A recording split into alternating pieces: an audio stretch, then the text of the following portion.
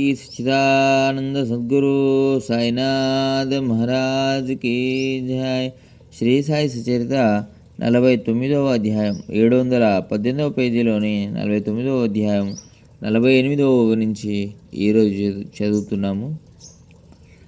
భక్తులు భోజనం చేసి చేతులు కడుక్కుంటున్నారు. బాబా ఈ కర్రను నా చేతికి ఇచ్చి పంపారు అంటూ కుర్రవాడు వెతుక్కుంటూ వచ్చాడు. హరికా బేటా జరిగా ఫేటా అని అరుచుకుంటూ వెళ్ళు బాబు అని నా చెప్పులు అని ఆతురతతో అడిగిన వారికి వీనినిచ్చేయి. కానీ హరికా బేటా ఎవరో చూసి అతని వద్ద జరీ తలపాగా ఉందా అని ముందు నిశ్చయంగా తెలుసుకున్నాకే ఇవ్వు, ఏం గొడవ చేయకు అని చెప్పారు.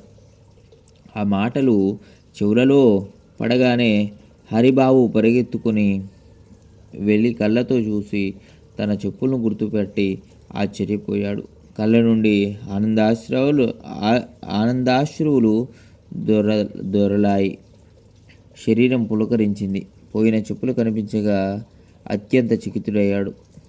ఆ అబ్బాయిని ఇక్కడకు రా అని పిలిచి ఆ చెప్పులు నా వద్దకు పట్టుకొనిరా, ఏది నన్ను చూడనివ్వు అని వారిని చూసి ఇవి నీకు ఎక్కడ దొరికాయి, సరిగ్గా చెప్పు అని అడిగాడు.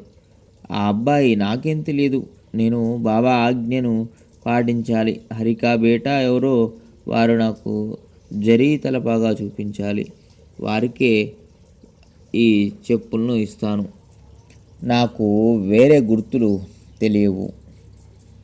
బాబా చెప్పిన గుర్తులు తెలిసిన వారే ఈ చెప్పులను తీసుకుంటారు అని అనగా హరిబాబు ఒరే బాబు ఇవి నా చెప్పులేరా అని అంటే ఆ అబ్బాయి ఇవ్వలేదు.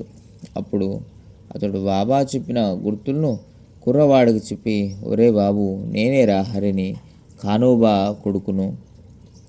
బాబా మాట నిజంగానే నాకే వర్తిస్తుంది. ఇదిగో ఈ జరీ తెలపగా చూడు, నీ సందేహం తొలగిపోతుంది, చెప్పులు నావేన నిశ్చయమవుతుంది, వీరిని ఇతరులెవరు కోరరు అన్నాడు.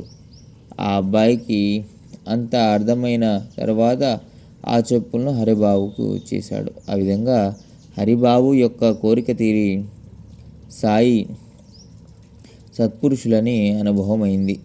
60వ నుంచి మరో వీడియోలో చదువుకుందాం. సచ్చిదానంద సద్గురు సాయినాథ్ మహారాజ్ కీ జై. లోకా సమస్తా సుఖినో భవంతు. ఓం శాంతి శాంతి శాంతి.